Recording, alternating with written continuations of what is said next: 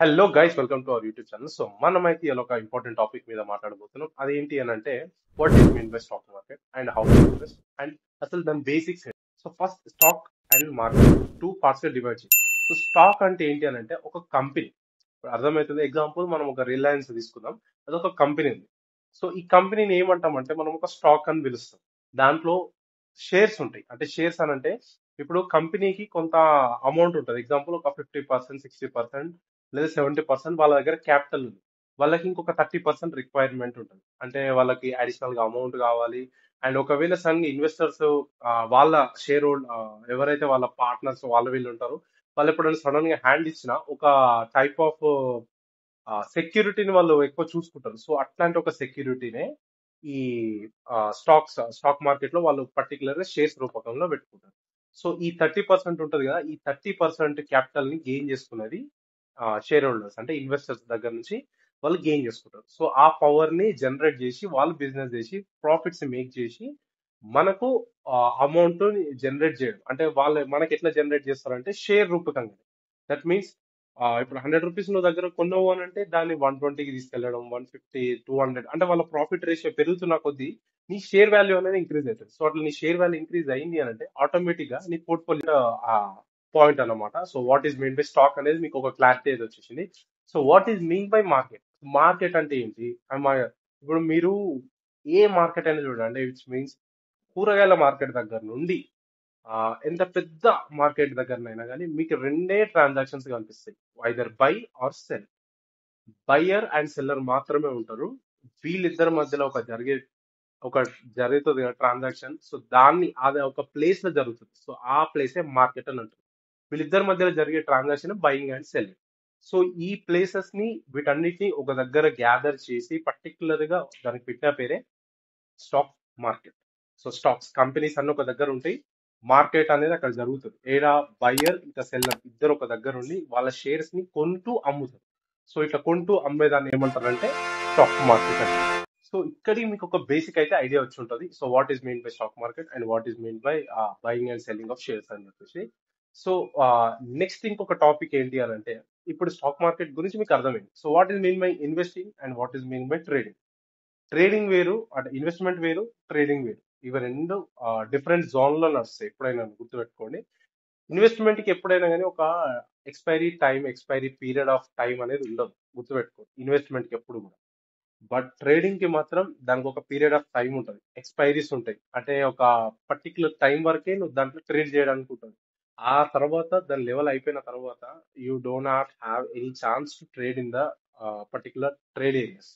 So coming to మీకు trade కి వచ్చేస్తే మాత్రం ట్రేడ్ పార్ట్ ని మనం పక్కా పెడదాం. ఎందుకంటే ట్రేడ్ దాకా వెళ్ళాలి అని అంటే ఫస్ట్ ఆఫ్ ఆల్ మీకు బేసిక్స్ అర్థం కావాలి. బేసిక్స్ అర్థమై అందులో మీరు మాస్టరీ అయిన తర్వాత మీ ట్రేడింగ్ దగ్గరికి వెళ్ళాలి. సో ఇప్పుడు చాలా వరకు మెంబర్స్ ఏం చేస్తారంటే ఎస్పెషల్లీ పబ్లిక్ ఫస్ట్ మనం ఏమైనా ఒక ఫోమలా ఇట్లాంటి బిజినెస్ లని ఇట్లాంటి వాటిలలో మనం ఎంటర్ అయ్యేది ఏంటి అని అంటే 1000 రూపాయలు పెడితే నాకు 10,000 వస్తాయా, 10,000 పెడితే 1,00,000 రూపాయలు వస్తాయా, 1,00,000 రూపాయలు పెడితే 1,00,00,000 వస్తాయా, ఇగో ఈ ఆస్పెక్ట్ల మీద నడుస్తుంది చాలా వరకు. అట్లా ఎంటర్ అయ్యి పైసలు ఊడగొట్టుకుంటారు. ఎందుకంటే ఇది జూదం కాదు, నేను చెప్తున్నా వినండి. జూదం అస్సలే కాదు. నువ్వు 100 రూపాయలు పెడితే నువ్వు ఆశించాల్సింది 1%, 1 రూపీ ఆర్ 2 రూపీ, అంతే 2%. ఇక అంతకు మిక్కిలి నువ్వు ఆశించొద్దు. నువ్వు అప్పుడు ఆశించినప్పుడే నీ చేతిలో పైసలు ఉంటాయి. అట్లా కాకుండా నేను 100 రూపాయలు పెట్టినా, ఇప్పుడు పెట్టంగానే నాకు డన్ మనీ 1000 రూపాయలు రావాలి అని అనుకుంటే నువ్వు ఎండ్ ఆఫ్ ద డే నువ్వు రెడ్ లనే క్లోజ్ అయిపోతావు. అంటే విచ్ మీన్స్ లాస్ లోనే క్లోజ్ అవుతావు తప్ప ప్రాఫిట్ అనేది ఉండదు నీ యొక్క పోర్ట్ఫోలియో. సో ఇప్పుడు మీకు ఇన్వెస్టింగ్ కి వచ్చేస్తే మాత్రం మీకు పీరియడ్ ఆఫ్ టైం ఉండదు అని చెప్తున్నా కదా. అంటే మీరు ఒక షేర్ కొన్నారు, ఇవాళ ఒక 100 రూపాయలు పెట్టి ఇవాళ ఒక షేర్ కొన్నారు.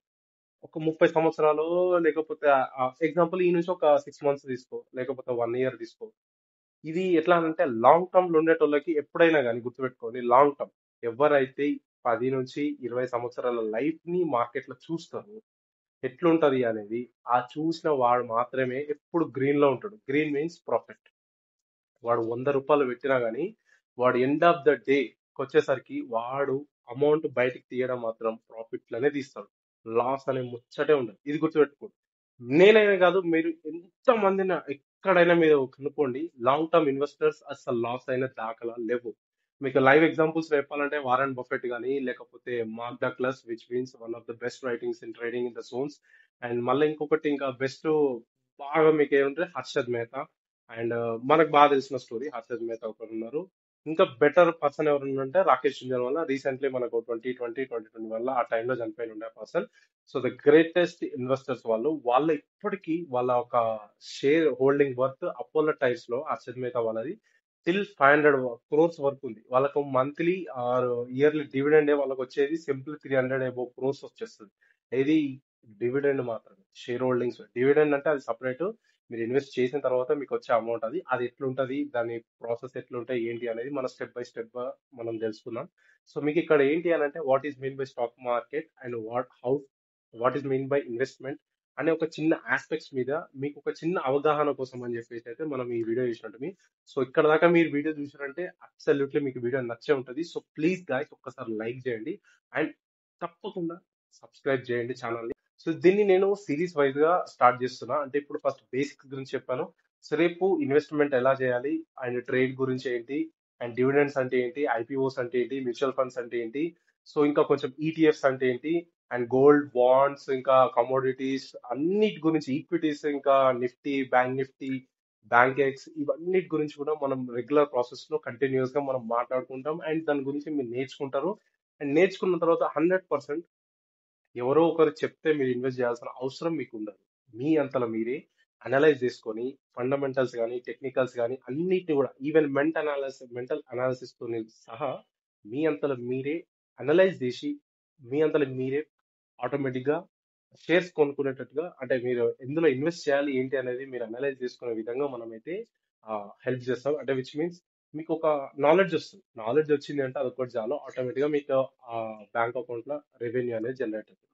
ఇట్ డస్ నాట్ మీన్ మీరు ఫస్ట్ ఆఫ్ ఆల్ ఏంటి అంటే నేర్చుకోవడం అనే దాని మీద కాన్సన్ట్రేట్ చేయండి. సో ఆటోమేటిక్ గా మీ అకౌంట్ లకి గ్రీన్ గ్రీన్ వచ్చేస్తుంది. Green means profit, profit automatic వచ్చేస్తుంది.